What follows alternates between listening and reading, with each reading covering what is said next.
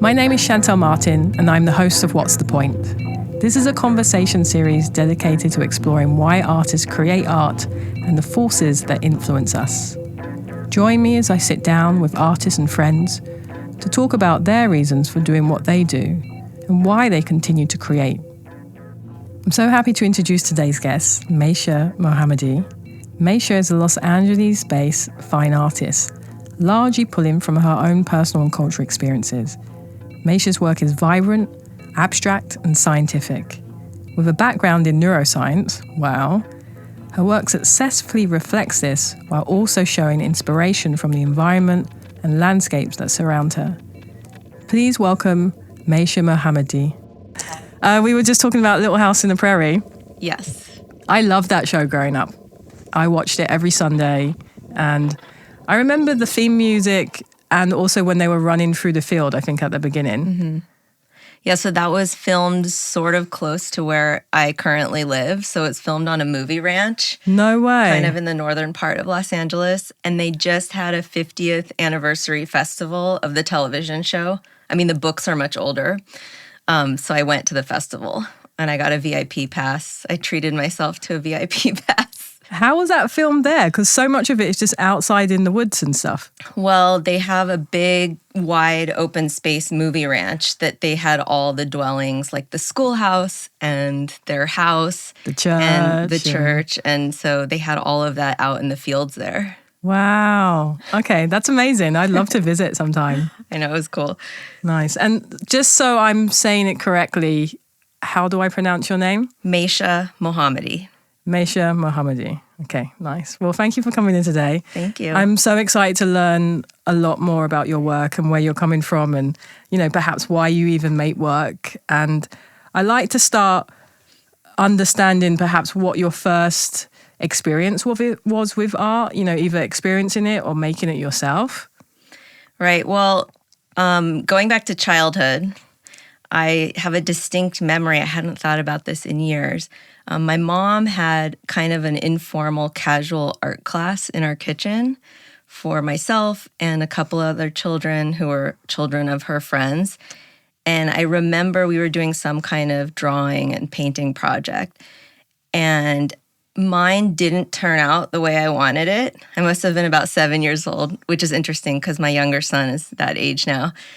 And it didn't come out the way I wanted it. And guess what I did? What? I completely ripped it to shreds and I had a tantrum. And I remember them encouraging me to try again. And I was just so shattered that it didn't look the way I wanted it. Yeah. And I just tore it up. So I think even then I had a very specific idea of how I wanted my expression to look, even though I could never, even now I can't even really articulate how I want it to look. Yeah. But it was very specific. It's really interesting because at that age, with art or at any age, there is no real right or wrong. Right. But there is that, this is what I see in my head and this is what I can do with my hand. Mm-hmm. And you experience that at a very young age. Yeah, and I see that with my child because he will labor over, let's say, one small part of a cartoon figure he's drawing. And to me, it looks great. And I can see it does not look right to him. Yeah. And he'll erase and erase and redo. So it's that internal impulse of going toward correctness, whatever your internal guideline is for that. Yeah. It's funny, when I'm giving a talk at some of these conferences, I love by starting by asking the audience to put their hand up if they can draw. Oh. And you're in a room full of, adults, academics, a mix of people. And probably, unless it's a very creative crowd, maybe 10% of the audience will put their hand up. Mm. And I will ask them, how can you not draw as an adult when you could as a 2, 3, 4, 5, 6, 7, 8, 9-year-old? Mm-hmm. At some point in your life, there must have been a junction where you learned that you can't and someone else can, because drawing is something that we use to calibrate ourselves. It's this natural gift that connects our head, our heart, and our hand. And we all draw, we do it instinctively as children, but yet from a certain age into adulthood, many of us then believe that we can't do that. Right. And I think it's because certain children are labeled as being better. So the ones that aren't labeled that way think they don't deserve to do it because they're not labeled the best. Yeah. And that's probably true in a lot of different areas of focus, sadly. Yeah. And I say that because it's at some point your teacher or the parent or an adult is saying, that's not what a house looks like. That's not what a dog looks like. And then you look at your siblings or your friends, and then that looks like the teachers or your parents. And then you're like, they can, I can't. Right. And I think that's one of those first threads of taking confidence away from people. Absolutely. I mean, that's something I like about your work is I think it really democratizes people's access to drawing and the line itself. And I'm really inspired by that. I think you really bring people together in that way. And that's so cool. Yeah. It's funny because sometimes, I've had instances in my life where people are like, oh, I can draw that, or like my kid can draw that. And I'm like, oh, well, here's a pen. And I have my own pens with my name on it. And it says, Shantell Martin, drawing on everything. Here's a pen, go draw. Yeah. Because the more people drawing and making and creating, the better the world is. Agreed. And then when they take that pen and they go home and they try it, they're like, okay, it's actually harder than it looks. She's actually good at this. Because something, and I love this about your work, is within a line, there is such an abundance of transparency. You can see the confidence, you can see the hesitation, you can see any kind of insecurities within a line. You're very exposed. And I think your work in a way is very exposed. And you can see that everything has such contemplation behind it, but also there is a practice of the skill of it. You can see it's very well executed. And that only comes from a lot of practice. Thank you. I appreciate that. I hope that vulnerability shows. And I mean, I always wished I could be a writer. I feel like, if I read novels that touch me in a certain way, I always think, oh, I wish I could do that. Yeah. And I just can't. It's like not really what I'm good at. So I'm always hoping to get that hook or feeling, like emotional feeling across through that line. So the way you described it just makes me very happy. So if you're not good at that, or you believe you're not good at that, what do you believe that you're good at? Well, going back to the first example of my childhood, I think I'm very good at sensing inside of myself that little impulse of joy toward going towards what's right for my sensibility. Because I have younger artists, there were a couple of college students I talked to the other day, and, they always ask, how can I find my style? How did you determine your style? And I said, well, you really have to figure out what that feeling is inside of rightness, of you're moving towards this good feeling in these really tiny micro steps. I've always had a supreme confidence in that. And I think that's because I'm an only child, and my parents were always very supportive of me and built my confidence up. So I had this whole imaginary world that to me was very real and valid. So I've never really questioned myself when I'm going towards something that brings me pleasure. Yeah. And that's it. That's the compass. And you say yes to yes and no to no. I do feel like for a lot of us, we don't know what a yes feels like. Right. Because not often, but sometimes we're in a position where we don't have control of our environment and the things around us. And so we're faced with a lot more no's versus yeses. And it takes a lot of confidence and power to say no to things. And getting through that field of no's, then you can eventually feel like what a yes feels like, and then calibrate your body and be like, oh, this is a yes. Now I recognize a yes. But I think yeses initially perhaps in our life and in our path aren't innately apparent of what they are and what they feel like in the gut. Yeah, agreed. And I think people know their yes because of a variety of reasons. Maybe you had really supportive parents, or a certain educational environment that was very open and had open dialogue and affirmation of one's effort versus the outcome, like a really progressive school. Or maybe you just came into this world with this fire. I mean, there are children like that I'm sure you've seen, or you were probably one yourself. I'm one of them. I'm one of them. Right. Yeah. So it's like, it kind of was irrelevant what your surrounding was. You came in with this weight, like this weight, and you had to do something with it. You just had to. Yeah. It's a weight and a defiance. You know, I'm not going to accept this. There must be something else. Right. Even not knowing what that something else is, you know. Right. Yeah. I would love you to describe your work for people that aren't familiar with it. And that could be your work that you're doing now or the higher narrative of your work or philosophy, kind of from any perspective that comes to mind. Well, if you plugged my name into Google image search, you would see a lot of large-scale abstract paintings that are very colorful, a lot of primary colors, a lot of large shapes, and a lot of intersecting tiny wiry lines. That would be kind of the surface formal description. Like I said, I wished early on I could be a writer, and I always had this pathological need to express myself. Yeah. And I picked painting. And a lot of ways, it's irrelevant that it's painting. It's just I've done it for so long now. I've been in deep inquiry for so long. I have this investment and reward that only comes from being totally invested in and engaged in something for years. So I wouldn't choose something else now. But I picked painting with the hope that I think actually probably just to release. I think I had a belief that it would release whatever it is inside of me that suffers. I think that was the negotiation I made with myself.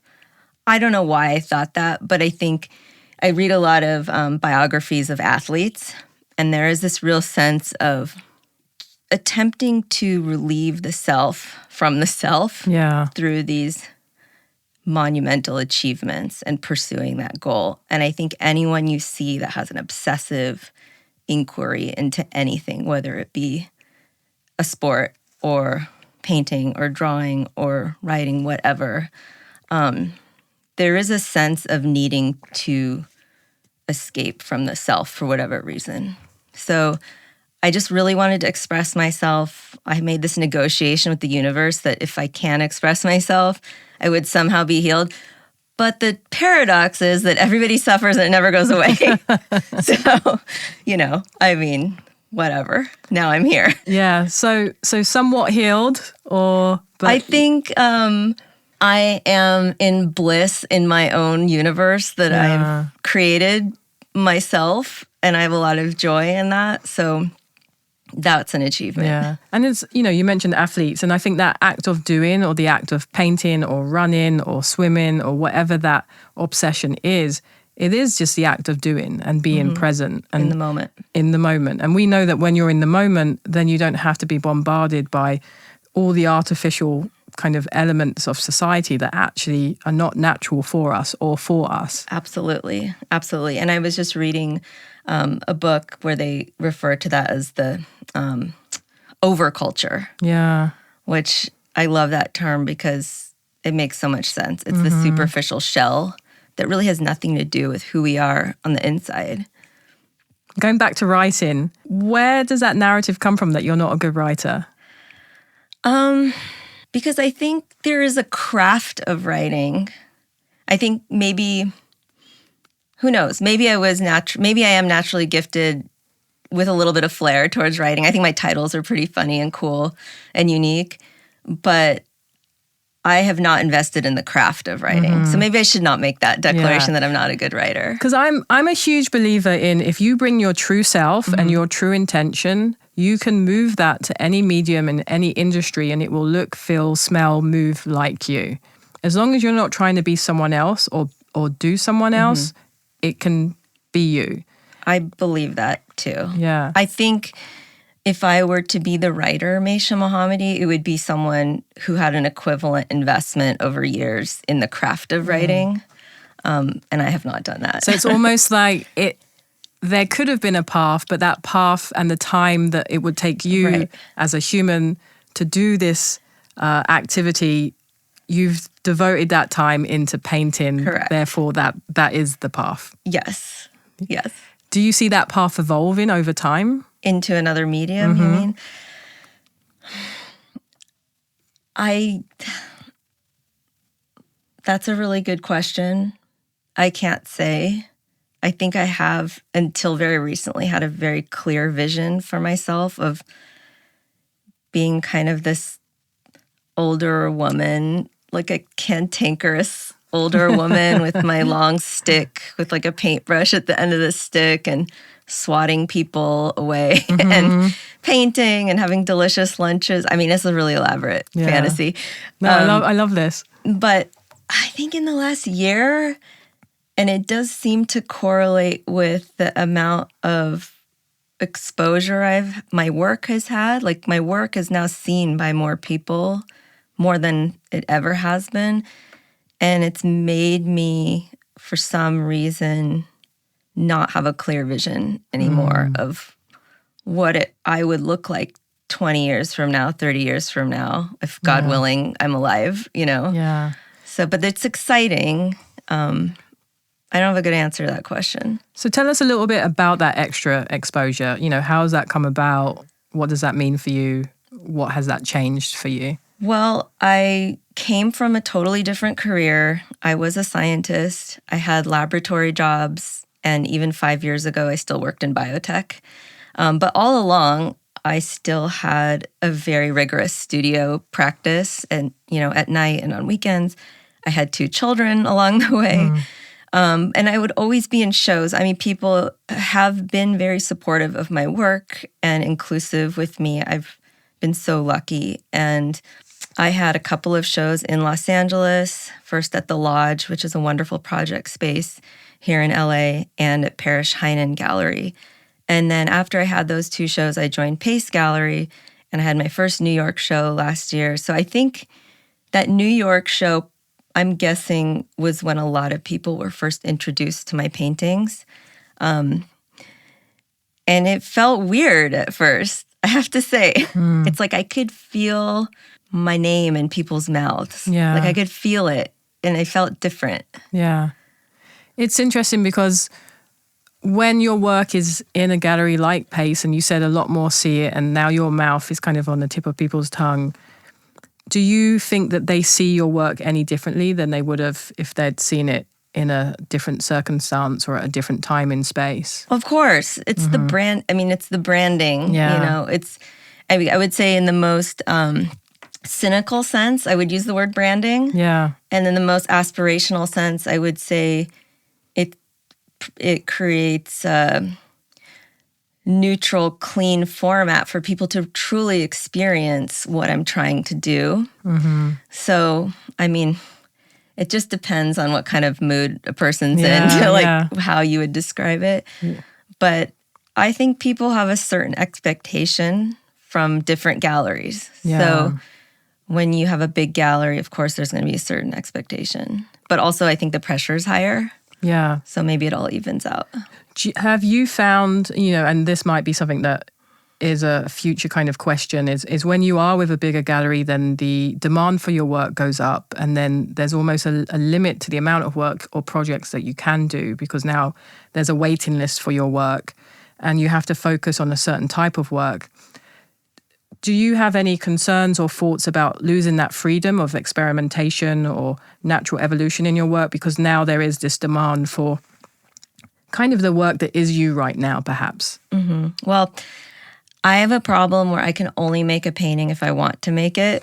So I have to have all the various variables have to be aligned with my joy and happiness, which probably drives everybody crazy. But if I'm not excited about it, I can't do it. Yeah. No, I love that. I love that. And I hope I never lose that. Like, I can feel how that can be lost now, like in little decisions. Like, you feel the joy being kind of eroded. Yeah. And I know that's not a right decision for me, even if on the outside people would kill for some kind of opportunity that might be presented to me. If I'm not excited about it, I just don't think it's a good idea. Yeah. And your work, and you put yourself in this position because you followed that compass and you said yes to yes, no to no. And if you were then at this point to ignore that or shift that practice, then you're most likely going to end up in somewhere you don't want to be. And that's... I think that's such a huge lesson, especially for women.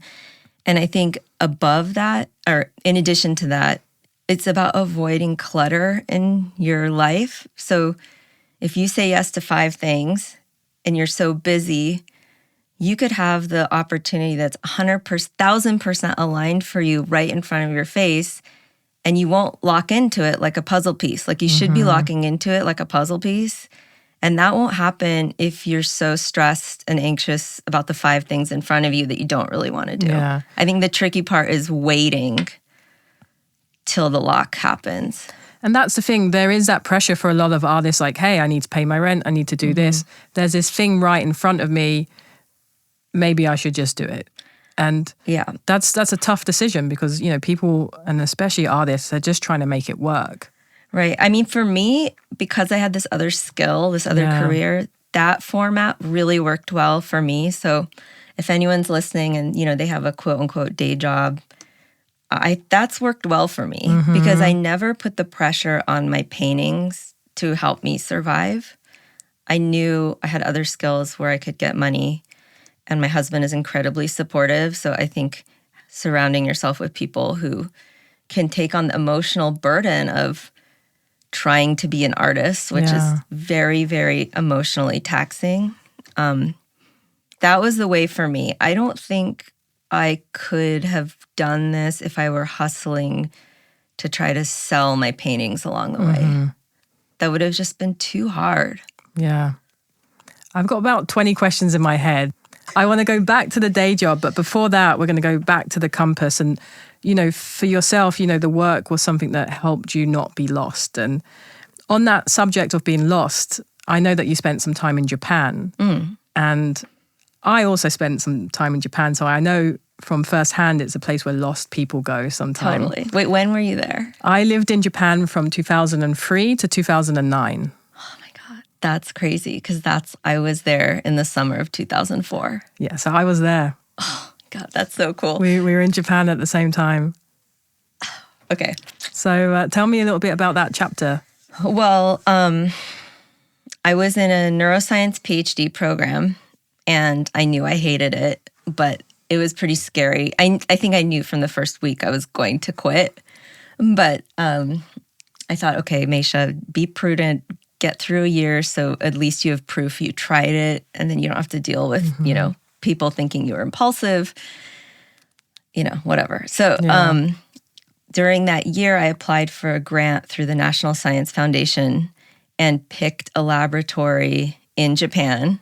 I mean, I kind of just looked at some different research institutes' websites, and I picked this one mathematical neuroscience lab.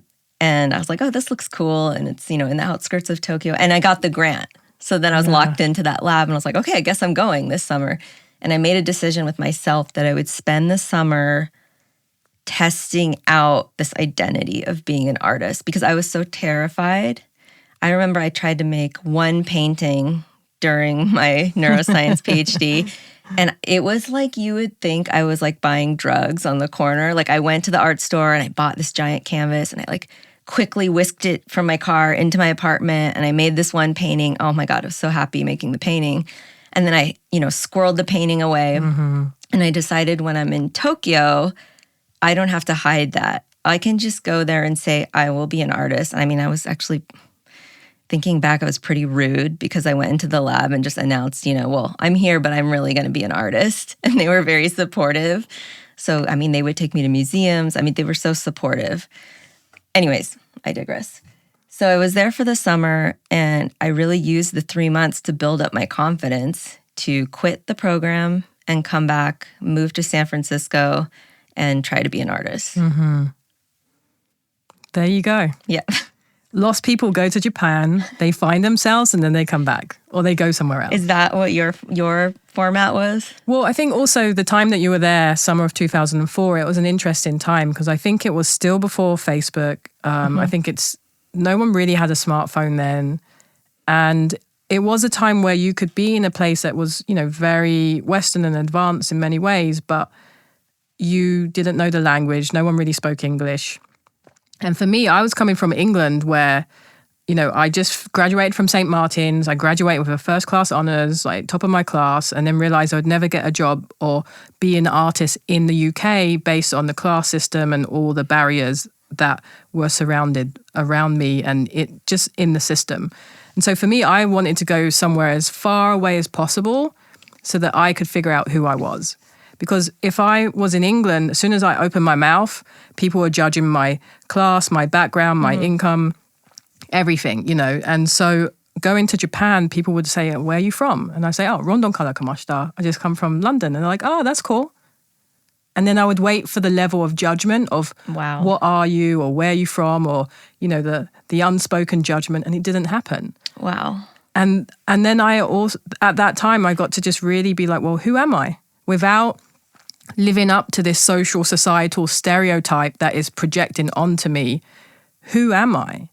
And that's when I really got to discover myself as an artist. I got to be comfortable with the fact that I'm gay, all these things that I could never for myself would happen in the UK, and so for me, I really got to find myself in a place that is extremely isolating at the same time. Mm-hmm. I mean, that resonates 100% for me. I think mine was more internal, having the confidence to just say, I am an artist in this anonymous environment, basically. Yeah. And I mean, everything you're saying is exactly how I felt. It just felt safe to try this out there. And how intuitive were we to have that insight? But I love that for you to have that confidence because there weren't that projection and stereotype around you. You could say, hey, I'm a PhD student in this field, but actually I'm an artist. Right. You knew that at your heart already, but you didn't have the support or confidence or internal understanding to articulate it on the outside. Exactly. And it was pre-smartphone because I kept a diary. I've kept a diary every day of my life since I was a teenager. Wow. And so I went back recently and looked at my diary from that time. And there's no smartphones. Facebook had just become a thing because I remember I talk about it in the diary. This is stupid.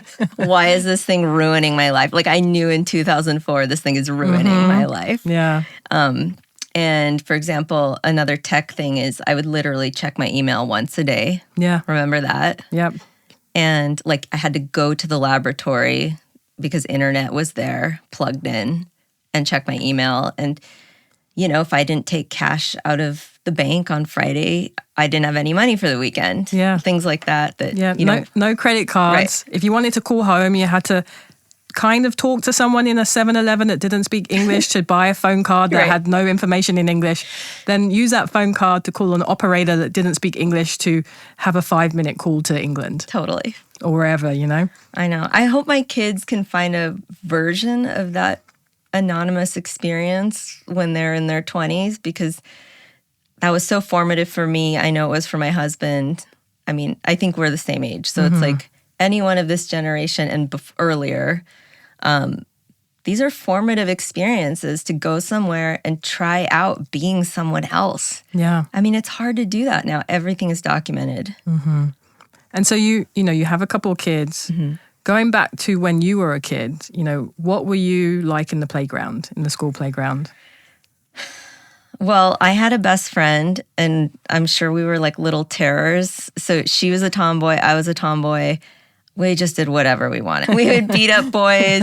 I mean, it was the 80s. So it's I got into so many tussles, and I was so imaginative. We would put on plays. Obviously, I always needed to be the center of attention. I just went to an event at my older son's school, and they did this project where they were all in the multipurpose room demonstrating something.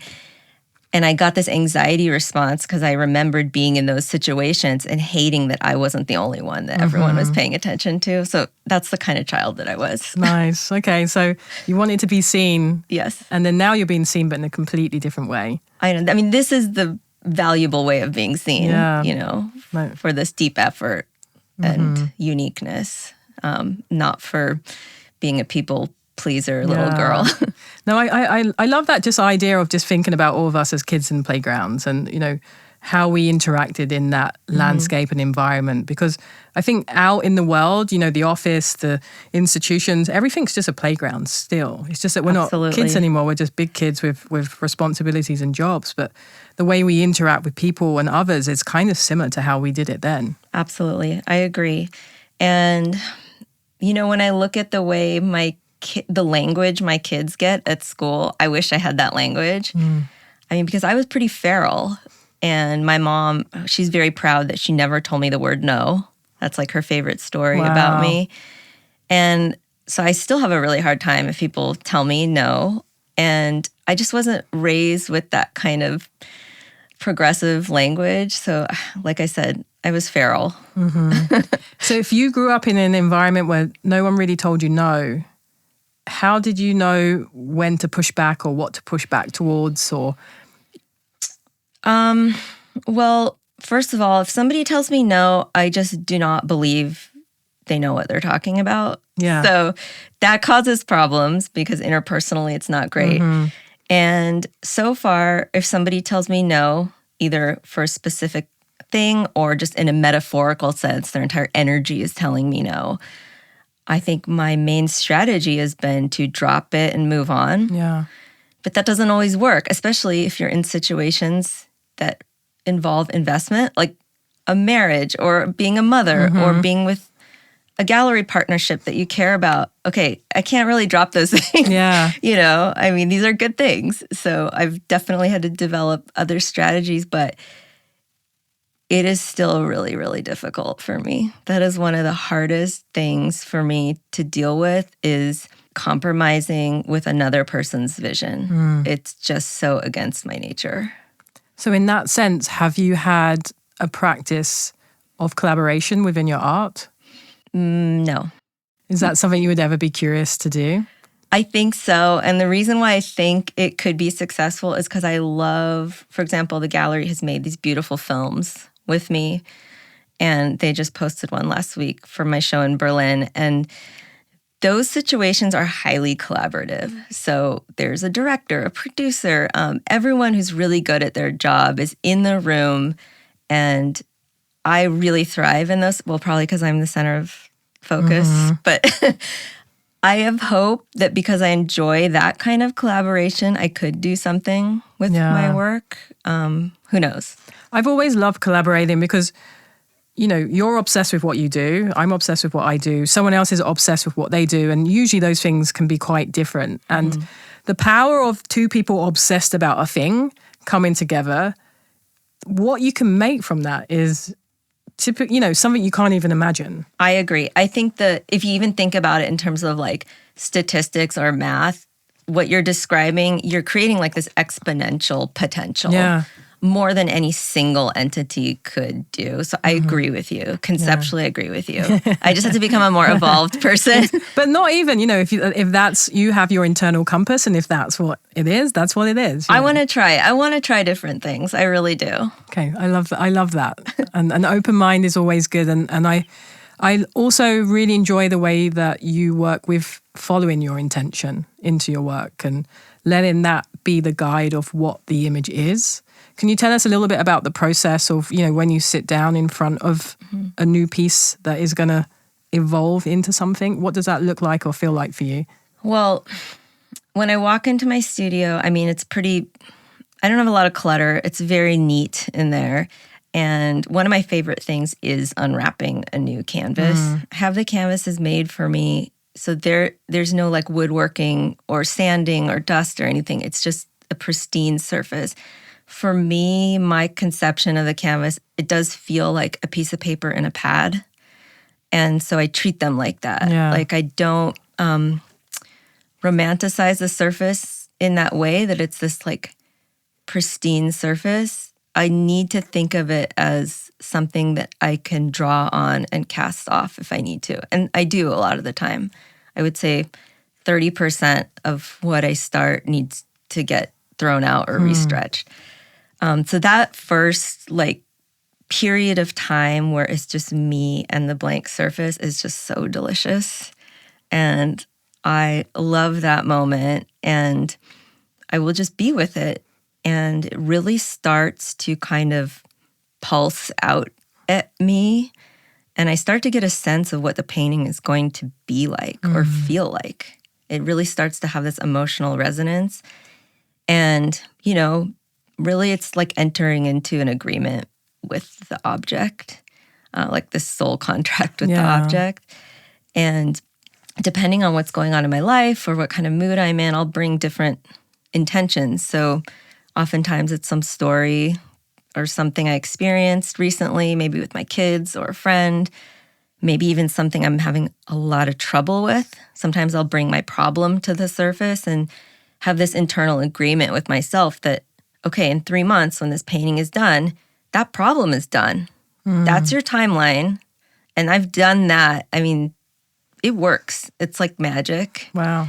And it's crazy because those paintings, which are maybe like 20% of my paintings are in that category, people like those paintings the best. And I wonder if it's because they can feel that I needed it.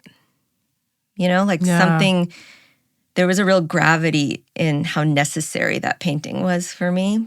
And it held whatever pain or anguish or confusion I had. So, and then there's more lighthearted paintings, and those are really fun. I really kind of make myself laugh. This is the only child thing again. And then I pre-mix the colors, the color palettes. And I brought my object if you want to. Oh, cool, yeah. So I have these. Okay, we've got a sketchbook in front of us. Okay, yeah. So maybe I'll just describe. I will just say for my upcoming show in Tokyo in September, the gallery is creating a facsimile of my sketchbooks. So people can actually see these. And so each painting has... So they'll be able to go online and see your sketchbooks? They can order the book. Oh, okay. Yeah, wow. And they can go online and see it as well. So this will be in September. Each painting has 2 pages. So I'm laying this out in front of Shantell. One side has some kind of magazine cutout, or I got this from a book that was a crafting book. It shows these little dolls made out of like army felt, and they're just these little cute dolls with rosy cheeks and fluffy hats. And I used that cutout to determine the color palette for the painting. So I'll circle the color that I like, and there's a little arrow, and it leads to a formula of how I mix the color. So there's this cheek red, and it's made of cadmium red, purple, alizarin crimson, brilliant pink, and king's blue. And originally I was recording these just for the purpose of being able to remix the color if I ran out during the painting. But then I just started to really enjoy making these for each painting. So once I kind of know what the painting will feel like, I pick a palette that really feels like what I'm trying to say. And it's actually just that simple. And then I start. And I start with drawing. Can I flip the page here? It looks like a recipe. Yeah. And some of them come from, hold on, let me give you. Some come from recipe books. They're usually like these vintage, this is a painting I'm working on right now. Okay, super fun. So this is an inside of a dollhouse, and the image is really faded. It's a lot of pastels and kind of periwinkles and ochres and oranges and yellows. And so, here I'm looking at the word rose, and then, there's the color rose. And this is the formula to make that? Yes. So it's very scientific in a way. It is. And, it's hard. Sometimes you don't see obvious things that you're doing until someone points it out. And, I had someone come into my studio and say, well, this is like a scientific this is like a laboratory notebook. It's, a little embarrassing. So. But that's the thing, everything you do forms and informs who you are and what you do. And that only adds to, kind of the texture and the narrative of what you're doing. So it's nothing to be embarrassed about. Like, that's great that you have that experience of doing cognitive sciences. Like, wow, Yeah, I think the whole laboratory procedure definitely affected how I manage the space I'm working in. Yeah. I love that. And then can we go? I think maybe that's, hold on, not that one. Okay, I'm jumping ahead. Okay, I'm going to close the sketchbook. Wait, so this is a doll that has 2 faces. So the front is a lady, and the back is the face of a wolf. And it's instructions on how to sew that kind of doll for the purpose of storytelling to little kids. Little Red Riding Hood. Yeah. So I just love this. And I love this palette too. Yeah. Wow, that's kind of a scary doll, but really scary, especially because I have all this red bloody paint on its face. Nice. So you'll take, this kind of menu or description, and then, you said like this page is connected to a painting. It's connected to a painting and a certain sentiment. So for this one, this painting, which will be in the Tokyo show, it's called Paperback Writer, which, as you know, is a Beatles song. But so I have been editing my diary from that time in Tokyo from 20 years ago. Yeah. Thinking like, maybe I will publish this. I'm not sure, but it's definitely become a major origin point for the show. And as I've also revealed, I had this aspiration to be a writer. So there's a lot of emotion wrapped up in that.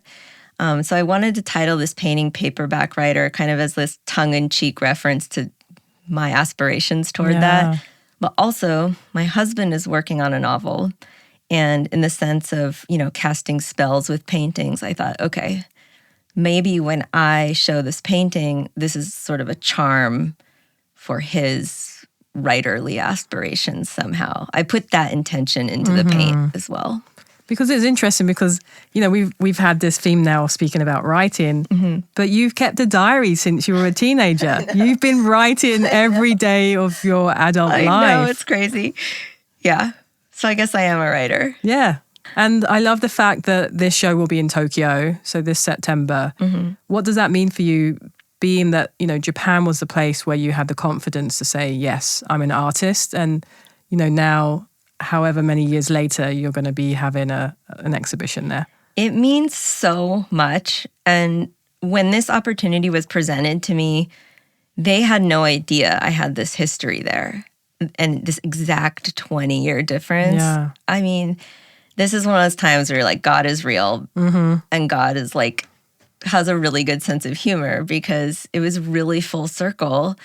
And I think, I've been so knee-deep in making the paintings, I have not even taken the time to truly appreciate and relish in how beautiful that is. But I think it's going to be extremely meaningful for me. Another thing I talk about, actually, the diary is mostly about boys, I have to say. And, really corny, heartfelt stuff like, when will I get married? How many children will I have? Like, I've always wanted to be a wife and a mother and have this kind of jolly household with children. I've just always wanted that. Little House on the Prairie. Totally. So, so much of the diary is about that.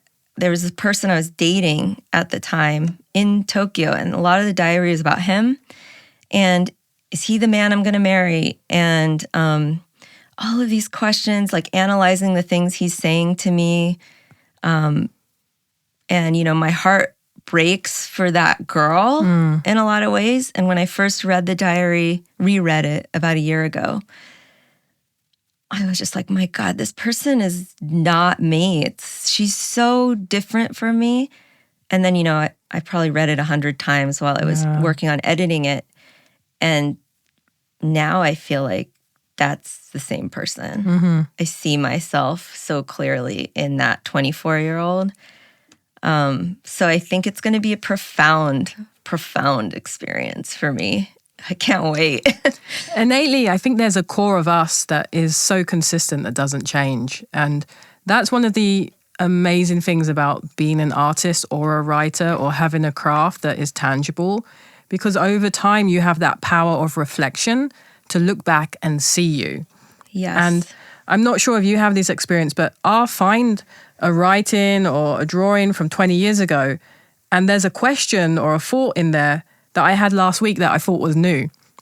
And I'm like, wait, I thought this was new. I had this idea last week. And then I look and it's there 20 years ago. And so I think there is, especially, us that are driven towards the art, we are innately trying to ask the same questions throughout this time on this place, I completely agree with you. And I have that experience all the time. So even in the diary, I write something like, I think I am trying to decide what my style is, the eternal 24-year-old aspiring artist question. And I come to this determination by the end of the paragraph that, okay, there's no way I can know now, but what I do know is it's okay to be heartfelt. And I really want to be genuine. And how do I express myself in this really heartfelt way? And I mean, that's the same thing I think every day. So I completely agree with you. It's just we don't have the confidence then to think that that thought is idiosyncratic to what is meaningful to us. It's a part of us. Yeah. It's a part of you. And that doesn't go away. And, you know, you're going to be asking that question in another 20 years. And that's really interesting. And I found an interview of mine from 15 years ago. And in there, I'm like, you know, they ask me what's next. And I say, oh, I really want to play music. And, you know, I love, you know, kind of performance. And I want to do more of that. But that's me now, you know, and I'm doing that. But I want to play music and I want to perform. And it's so funny that even some ideas that we have, it might take us 10 years to get there or 20 years to get there. But if you don't activate on it, it doesn't go away. Do you think that there's a reason these things percolate so long in the subconscious? I mean, is there a purpose for that? There must be. And especially with, you know, my work is about being very present and very in the moment. And the present word series that I've been doing, where it's technically like spoken word, but that's its own genre, I'm essentially drawing with words. And I live compose music and then I draw words. And when I do it, I feel like, oh, this is what I'm meant to be doing. Everything, the drawing, the VJing, Japan, it's about this. Because when I do it, I'm not the most social person in the world. You know, if I like someone, I like someone. If I want to talk to someone, I want to talk to someone, and that's it, you know. And otherwise, I'm quite shy. But then suddenly when I'm on stage doing these performances, from somewhere does this confidence come that says, this is where and what you're meant to be doing. That's the feeling. I think that's the feeling that needs to be talked about. Yeah. Because that will get anybody to the place they need to be going. Yeah. If they can sense that feeling. Yeah. But how lucky that you have that feeling. It's such a privilege. But it's a privilege and then it's a burden, because then you're like, well, how do I make this happen? And like figure out all the obstacles. And especially I'm new to LA. So if I was in New York, I spent 15 years in New York. I want to perform.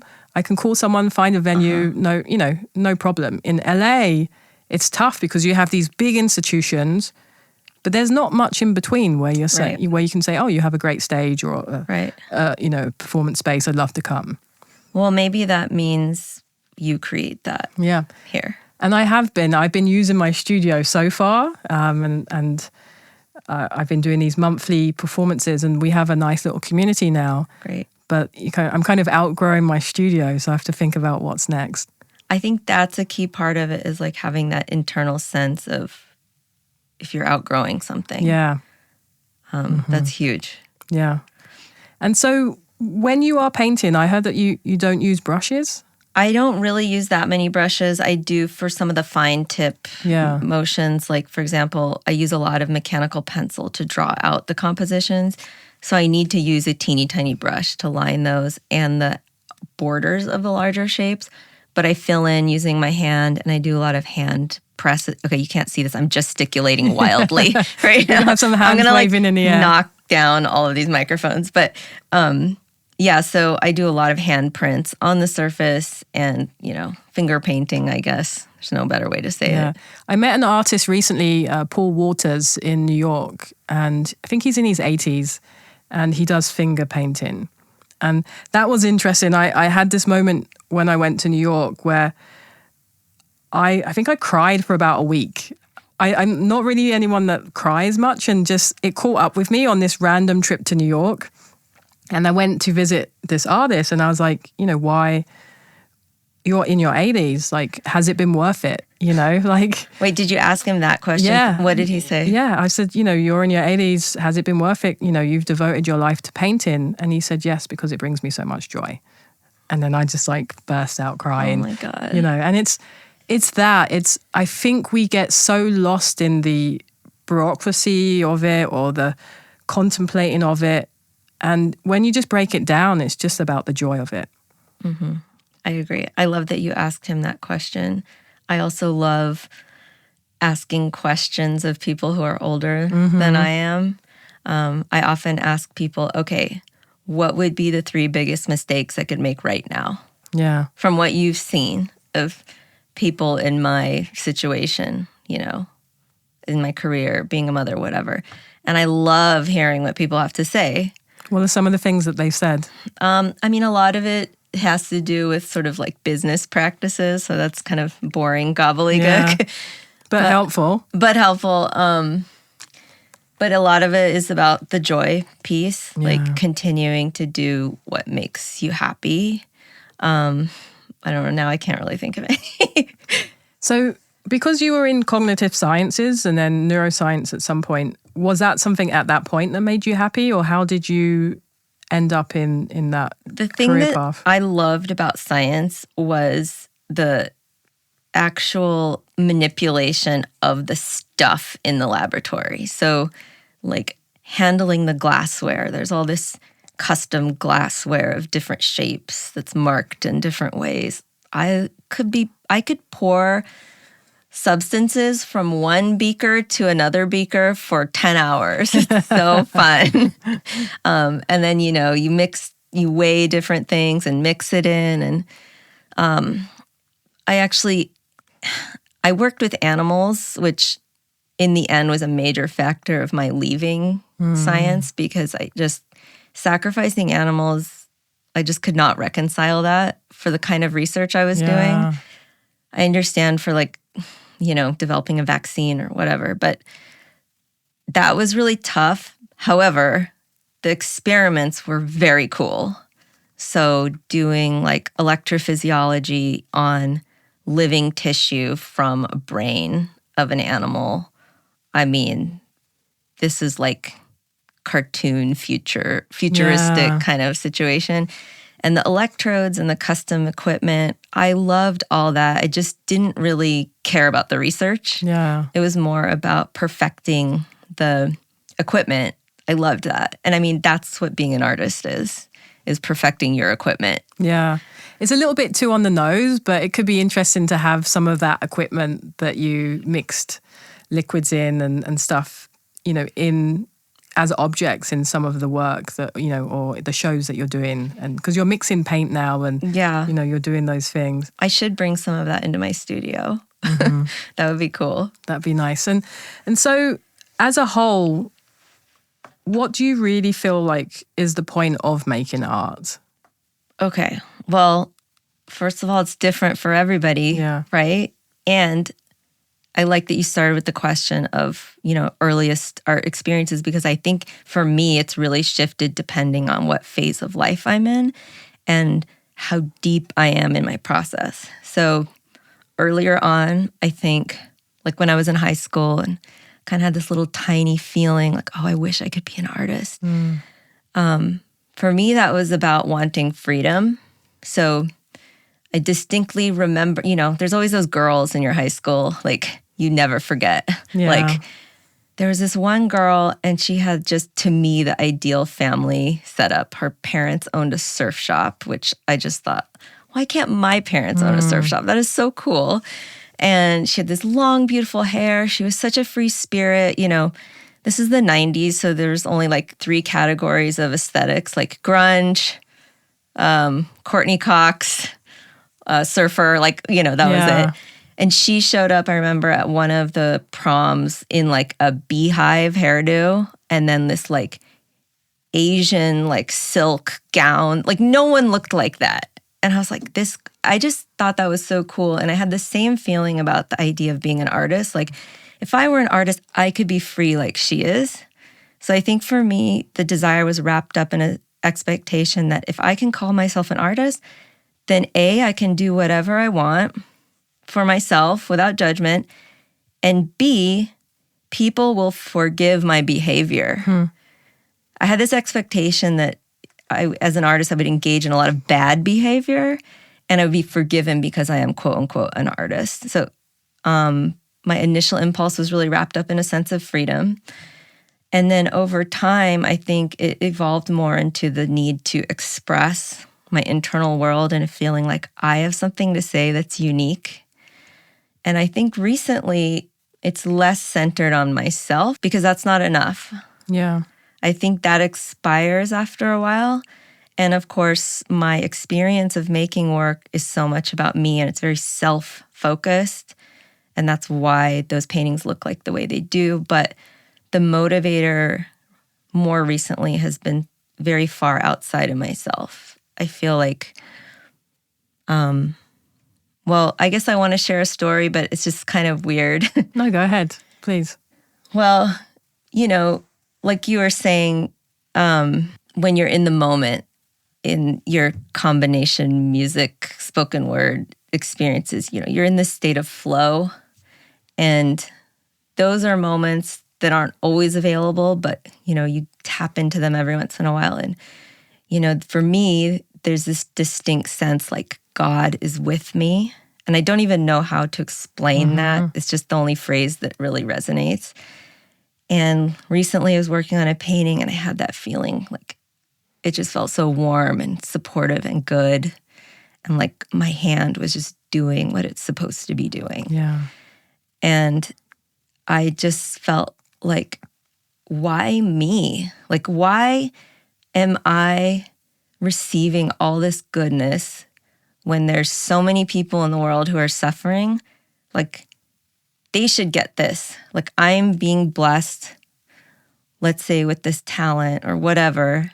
Why is that investment being put in me from a higher power when so many other people could benefit from it? And my only answer to that is that the work is meant for other people and not me. And I felt this sense of duty that I am making these to hopefully impact people. And that's the first time I've really felt dedicated to that pursuit that was outside of myself and my own interests.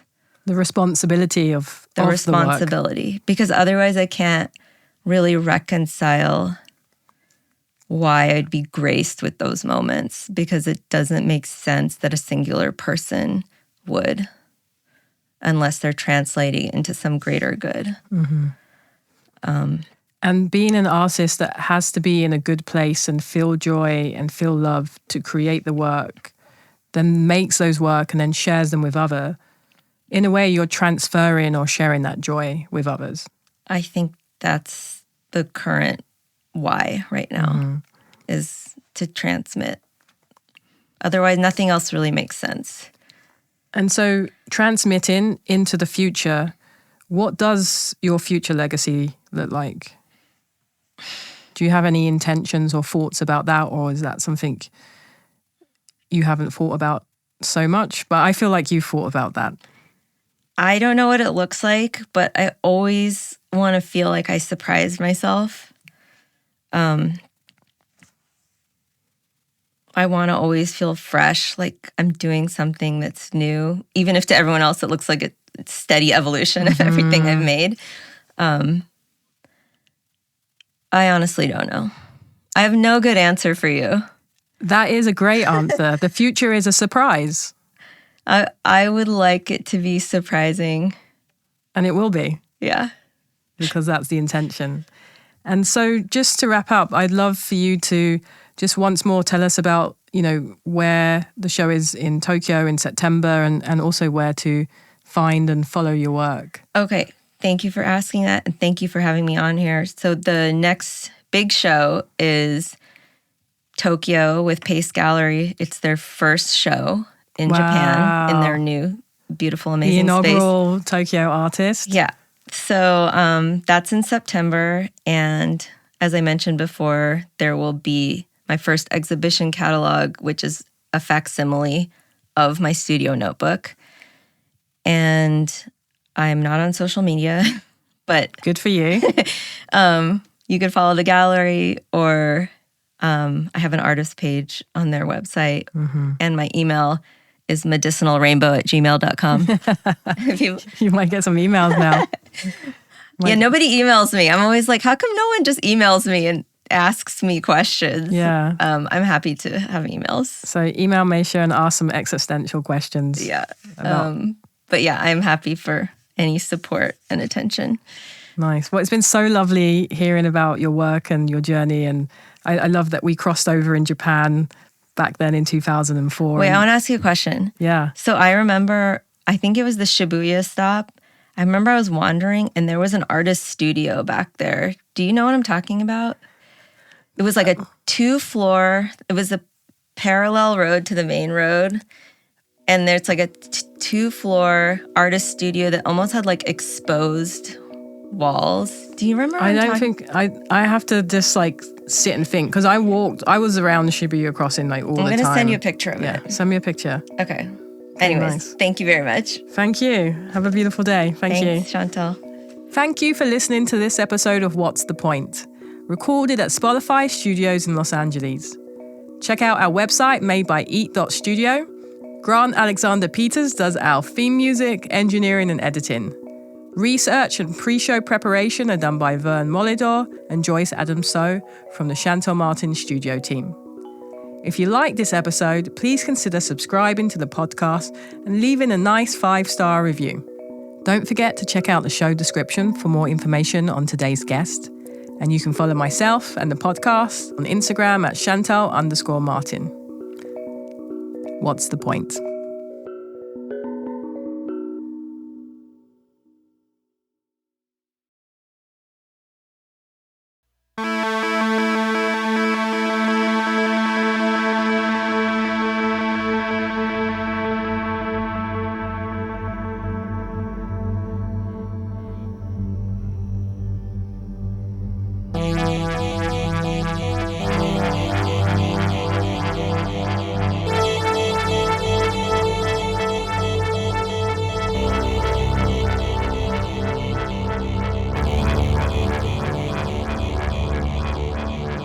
Walk down the stairs. Walk up those stairs. Walk down those stairs. 1, 2, 3. 1 foot. Put 1 foot. Put 1 foot in front of the other. Climbing high. Climbing higher. Climbing into your consciousness. Climbing into your mind. Put 1 foot in front of the other. 1 foot in front of the other. Put 1 foot. 1 foot. See, I can't even say foot because it's so hard to put 1 foot in front of the other. Put yourself in front of the other. Put yourself above another. Put yourself in front of another. Put yourself above another. Put yourself above another and see the space that we all occupy, that we all live in, that we all know, that we all be in, that we all sow. We all sow this space. We all be this place. We all are responsible for this place. As we put 1 foot in front of another, as we put you above another, as we put I above the other, as we see ourselves, as we know ourselves, as we reflect ourselves, as we be ourselves, as we put 1 foot in front of the other, climbing up, climbing down, trying to be another. We put 1 foot in front of the other, 1 foot above another, 1 foot in front of the other.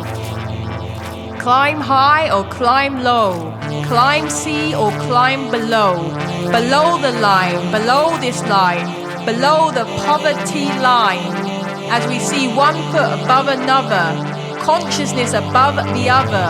As I see you, as I know you, as I be you, but as I ignore you. I ignore space, I ignore time, I ignore infinite amount of time. As I put myself above another, I put myself above the other. As I see space, as I know space, as I see time. But I choose not to put 1 foot in front of the other. I choose not to put 1 foot above the other. I choose not to put myself above the other. I choose not to see you as the other. I choose you, you choose me, we choose we. As we choose and choose to be and choose to see and choose to know and not put that 1 foot in front of the other. Not put you in front of my brother, Not to see you and know you and be you and ignore you and so you, as we put one foot in front of the other. One foot in front of you, my brother. As I see you, as I know you, as I be you, as I am you, as I sow you, I choose to put one foot in front of the other. Only 1 foot, 2 feet, 3 feet. We all are feet, and we can put those feet in front of another, above another, below another. Let's be the other.